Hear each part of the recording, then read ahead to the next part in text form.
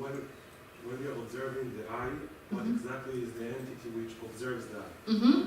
It is the eye which observes itself, or it is a different or separated entity which observes the eye? And if so, where is the entity which observes the entity which observes the eye? Okay.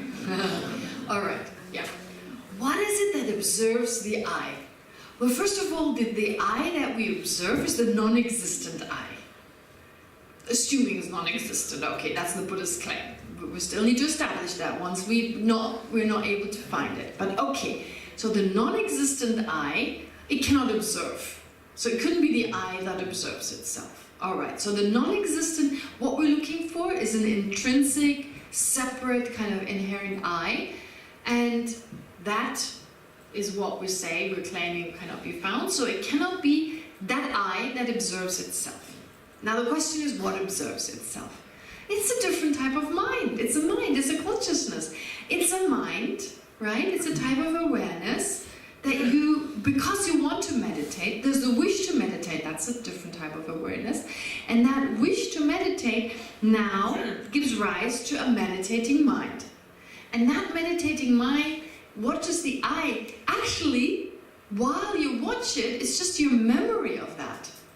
You allow the mind, I ask you, like right now you're probably not in a situation where you have a strong sense of eye, otherwise you could meditate, right? If I were to single out one of you and suddenly start abusing you, right? Insulting you. Sorry, I mean, I wouldn't do that, but just imagine, you're the one, I insult you. And I insult you, and you go like, what, me, why, ani, maze. Is that what you say?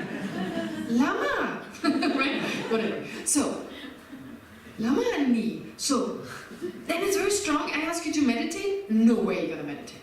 No way you're gonna meditate. You can't. Whoa, it's like very emotionally. You can't just let go. It's very strong in that moment. That's why I don't do that to you.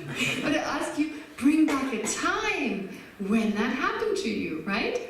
And it's your memory, but don't get caught up in the story. I don't want you to get back into that situation. No. Bring to mind that sense of an I, and then it's almost like they're alternating. Strength of an I, then another mind watches it, and then that disappears. You bring it back again. So you're kind of like playing ball, like passing the ball on to each other, because that's something like that. And it's not really literally doing that, but it's a type of a mind. So there's basically the mind remembering the I, and then a mind observing that. Okay? Observing that. And you become a little bit stronger aware of the I, and the observation goes down a little bit, but then you observe it again. So that's the process. Okay? There's some debate on it. Can you actually do it simultaneously? Can you bring back the memory of the I, the way it appeared to you in a stressful situation, and at the same time observe it? So some say, no, it goes very quickly back and forth. It seems like it happens at the same time, but because they change back and forth so quickly, it's okay. It's like when you blink a light fast enough, it seems like it's blinking the whole time, like a movie. Like when you see pictures in a movie, it seems like smooth, but it's actually frames. So similarly, because the mind can go back and forth so quickly, it's like you're aware of the sense of self. You analyze it. You're aware of the sense of self. Okay? It gives you a sense of continuation. And that's your meditation then. So, in answer to your question, you say, I meditate. That's just labeling I on the mind that is observing the memory. So you label that. Based on that. So you label it mainly, not so much on the position of the body, because you could be sitting like that and putting together a shopping list. So just sitting like that, that's not the basis of imputation for meditation. It's what your mind does, what your mental consciousness does. Based on that, we label, I meditate. That's it. There's no other I that meditates. No, it's the mind meditating. So if you have a sense that it feels like there's an I, it's actually a mind that does it. It's just an awareness that thinks. And it's so intricate. It's so many different minds working together so well. You become the victim of like an illusion. Like a movie. A movie is an optical optical illusion, because these frames are so quickly, what's the word? Yeah, quickly kind of presented, that there's a sense, there's a continuity. Take a pixel, like take a computer image.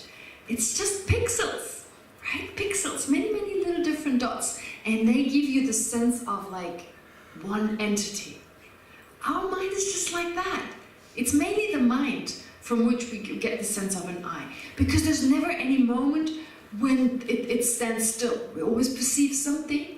So we're under the illusion there's something solid there. It's just pixels. On the basis of that, I say I. On each pixel, I label I. But then we believe this whole structure, there's an I that's separate from these different types of awareness. Sometimes I feel the I is one with the mind. Sometimes I feel separate. Sometimes I feel the I is one with my body. Oh, I'm so ugly, right? I feel like I'm ugly or whatever. So I feel ugly. I identify very strongly with my body, especially when you're a teenager. Okay, it's much stronger then. Just some part of the process of growing up, you identify very strongly with your body, right? And also with certain types of mind. Okay, but actually, this is all the mind playing a trick on us. It's another mind. Not every mind is like this wrong perception. Sometimes it's there, sometimes it's not there. Okay? Does that make sense? Help? Answer? Kind of. Kind of. Okay, kind of is good. Yeah, yes. We talk about the I and the mind. What about the self between them? The what? The self, myself. Ah, but self and I are the same. And the mind?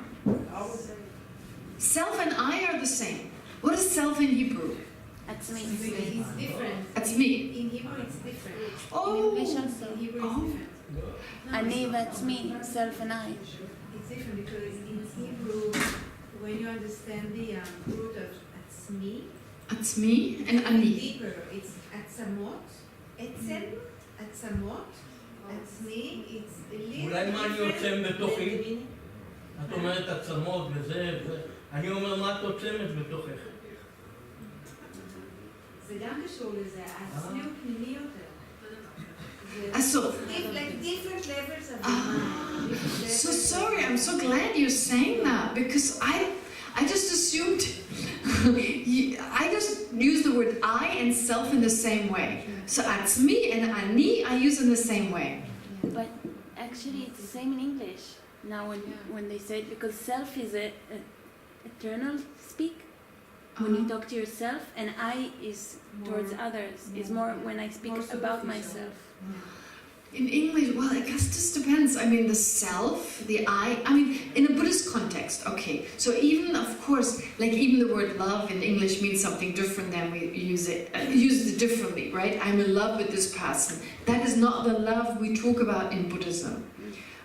A lot of ideas in Buddhism, like awareness, consciousness, mind, they're used interchangeably, but not in modern psychology, for instance. Likewise, I and self are used interchangeably. I, self are the same. Okay? So I say you are I or you are self. So I just wasn't aware that, and the problem is I've forgotten how I used those words before I met Buddhism. And so one of the hardest bits, what you start off with when you learn Buddhism is first to learn the meaning of each word. And that is part of the process, because when we study debate, the Tibetan word for debate is the study of definitions. You don't say, I study debate, you say, I study definitions.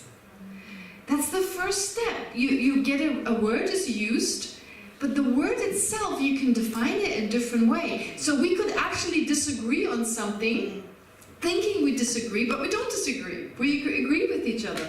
The only problem is we use the word differently. Okay? So, therefore, it's more important to see what's behind the word. And I'm glad I just figured out that there is a different perception of self and I. Actually, in Tibetan, it means self or I, whichever you use. Da is self, and Nga is I. So you use the Da as in like There's no self that can be found, as in selflessness, and you use I to refer to yourself, I. In Old Tibetan, you can also say da, like Andi, but usually say nga. Nga means I. All right?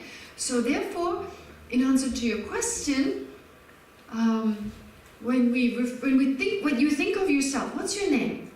Ali. Pardon? Ali. Ali, okay. So, of course, I would not refer to you as I or self. I would refer to you as Ari, right? So it just doesn't depend what name you use. If I think of you, I think of Ari, or I say you. In your case, you think of yourself as I. Maybe you think of yourself as Ari. I don't think you do. Usually you go, oh, I need this, I want that, etc. So then that would be the same as self, what you refer to yourself as. If you talk of a soul, something deeper, that's not accepted in Buddhism. That is not accepted in Buddhism. So there is your mind, there's your body, and then any sense of like something separate, a soul or an I, that is negated. Okay? So if you feel like there is a soul, you could do the same analysis. Where is that soul? Okay? So instead of a separate I, you may also want to deal with, oh, there's some soul, but where would that be? How does it manifest? Someone telling me it's there, it's not enough. So I need to really analyze that. Ari, does that help a little bit? No, I mean myself, Mm-hmm. when I tell myself Ali, Mm-hmm. it contains something. You contain What something. he do, what he is karma, what he think, what Yeah. the way he talk, the way everything. Yes, but that's... It contains, this is myself, no? This is yourself. Well, this is just... And the I say to me, to the mind, what to do. I think in both cases, it's both the I. The I is like, the I is what you do. It's like the self or the I is what you do, what you think, etc.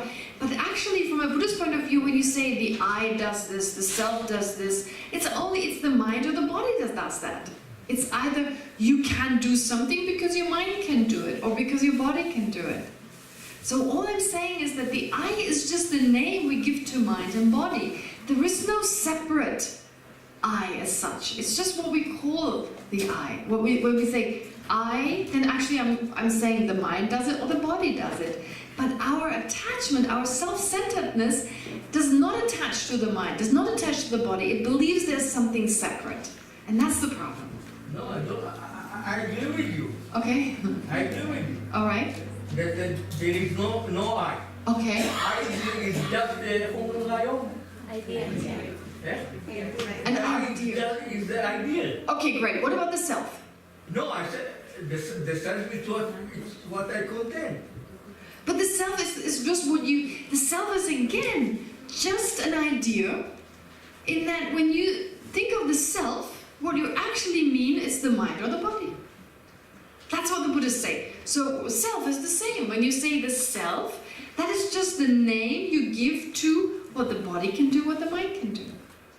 Does that make sense? So think of I and self as the same in this context. Yes? Consciousness, Mm-hmm. how do you use? Consciousness, mind, and awareness are used interchangeably. So they used, because in Tibetan they have 3 words, so we use the words in the same way. So it's an experiencer that always has an object. Always.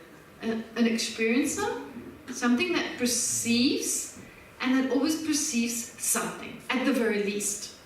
And then depending on the type of... something? Yes, always something. Experiencer will be something, not someone. Something. Something. No, but the experiencer is something which experiences something. Always has an object, experiences color or shape or even nothingness. Or mind. Or mind. The consciousness Or can self. perceive the mind. Pardon? The consciousness Uh-huh. can perceive the mind. Yes, absolutely. Yes. The witness. Yes. Your a type of consciousness can perceive another type of consciousness. You can't really do it for another person, but you can perceive your own mind. Yes. Yeah, you can, yes. That would be mindfulness You of don't need mind. the eye because you say perceiving. Just Yeah, you don't need an eye. Exactly, very good. She summarized it. You don't need an eye. Because it's just perceiving. But it's just we label it. We label I, but then we believe there's something really there. The labeling is good, it helps us. You know, it's like every time, if I had to specify it is this consciousness, that consciousness, we just say I need, it's easy. But then we believe there's something extra. We believe it for everything. We believe, like, when I say table, okay, just call it a table, but somehow it seems to be a table in and of itself. There's some table-ute. I don't know the word for table, so, but the ute. Okay. Now, we have 15 minutes left, and I know, being in Israel, we can go on a whole night, and I'd love to, but of course, time is almost up, so let's leave the questions, and you see, questions, don't be frustrated. Questions are good. Questions are seen as good because they allow you to explore further, and sometimes to try and find the answer yourself can be extremely effective. Okay? I have a huge question I wanted to ask my teacher. I called him in Malaysia, but now he's gone into retreat. So now I have a whole month, and now I've decided I'll figure it out myself, and then see, maybe after a month I figure it out, and if not, then I ask him. So, whatever questions you still have, work with them, and you have this internal wisdom, we all do, so it would not be surprising that you come to an answer yourself. And then if there's another opportunity, you can always ask. Alright, but let's finish this with a kind of meditation on love, compassion for ourselves, for others, and to combine with a dedication. So dedicating the virtue, the positive potential we have accumulated, so that we can actually direct this in the right direction. That's also the power of the mind. We dedicate, so whatever virtue we accumulate, towards reaching a more meaningful state. So if that's awakening or whatever else it is, but it's still important to dedicate. Alright? So let's do a few moments of breathing, and then we'll finish with the meditation.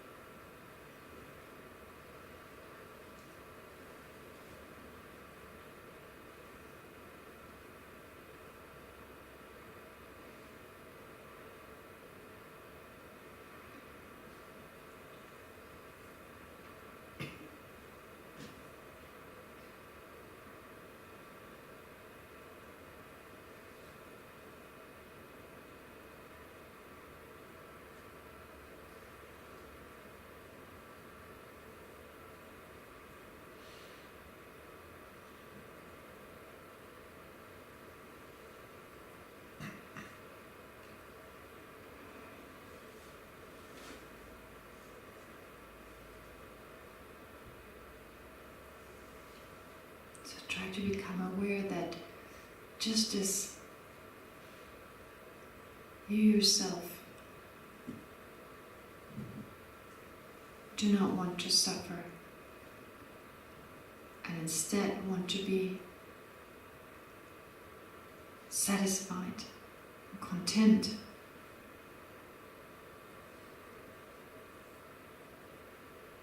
the same is true for every living being. On this planet and wherever else life is found.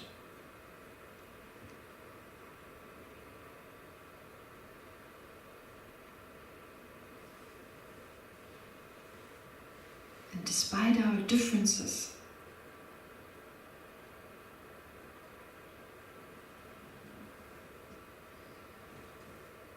this innate wish we have in common with everyone.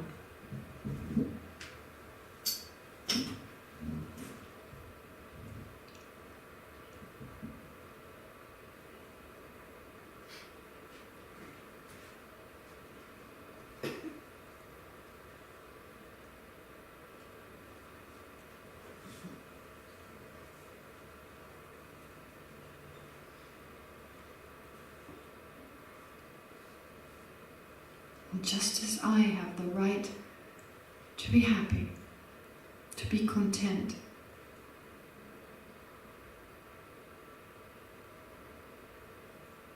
so does everyone else.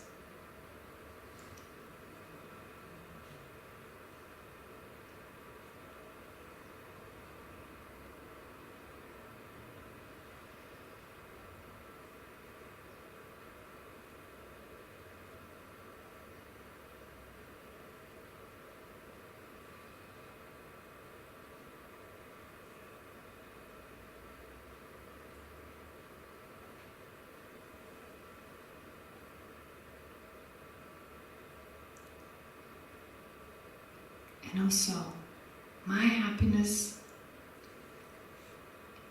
is dependent on others.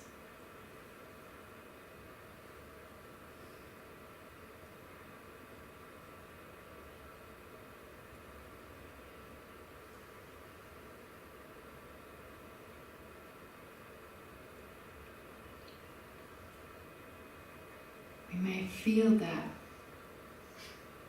we're isolated, separate from others.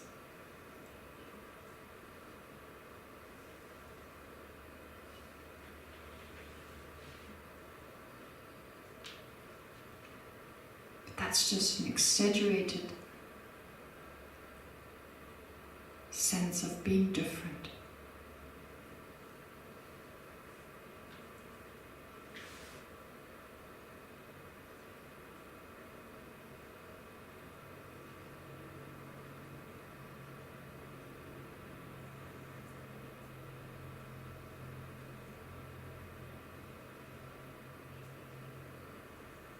Since we're interdependent,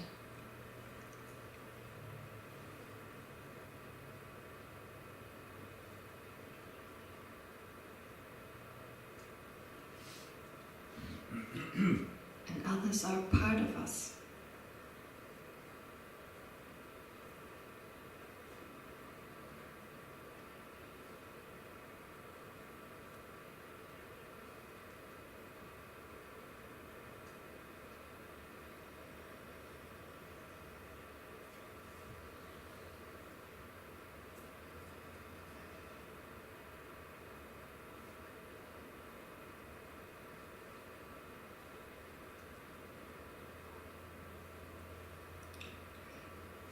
Think that everything you enjoy in life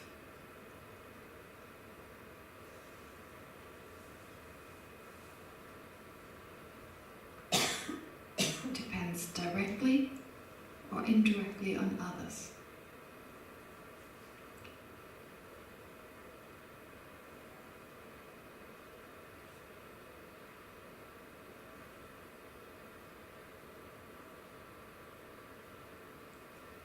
You can walk, you can talk,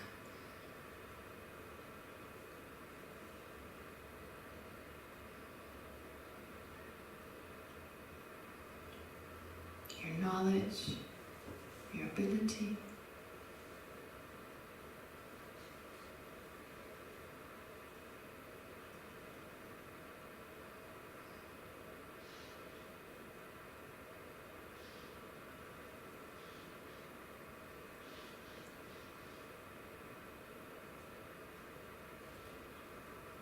You learned all this through your parents, your teacher, or teachers.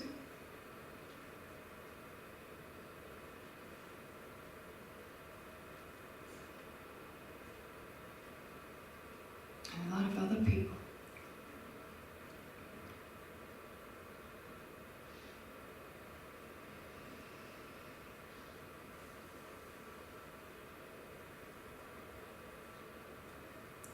many people were directly or indirectly involved in the process of giving you an education.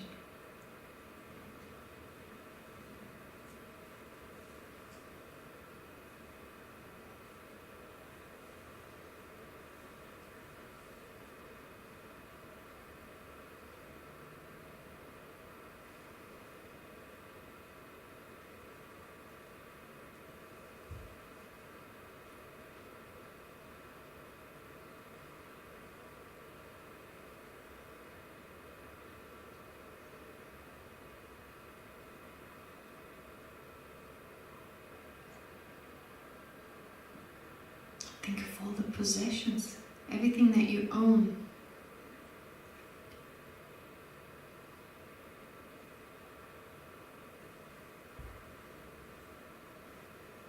How many others were involved in the process of producing those things, making them available?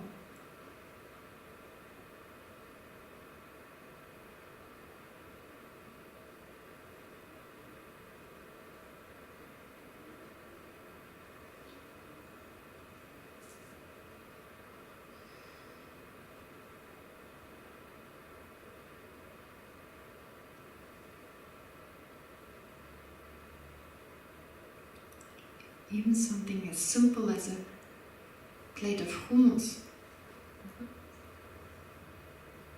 How many people were involved?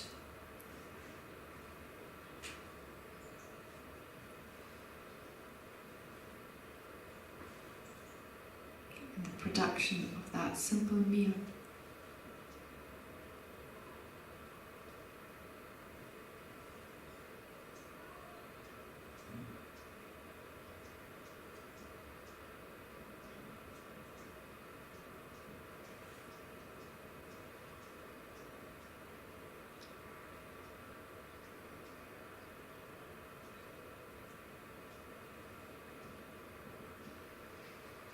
So therefore our well-being, our happiness,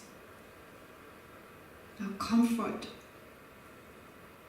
is dependent on others.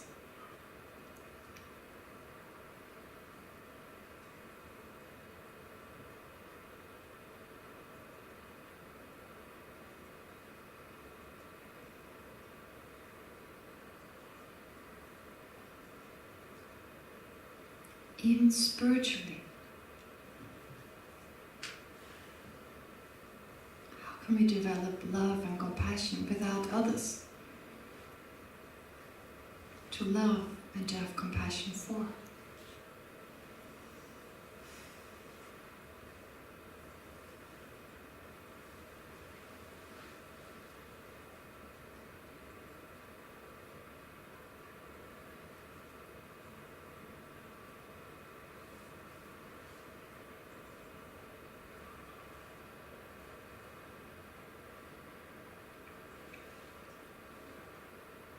If it wasn't for others, we couldn't practice generosity.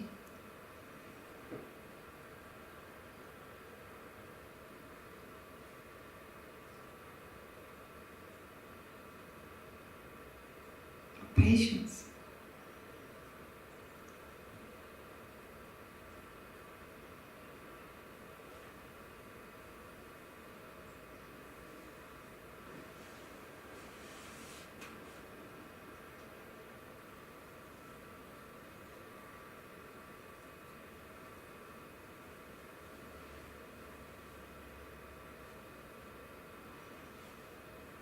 So therefore it makes sense to wish for others to be happy in the same way as we wish ourselves to be happy.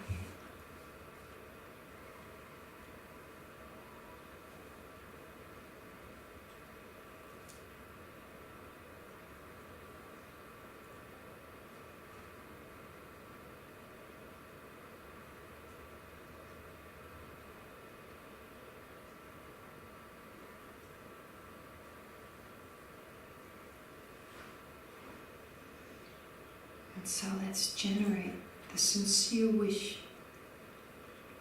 May all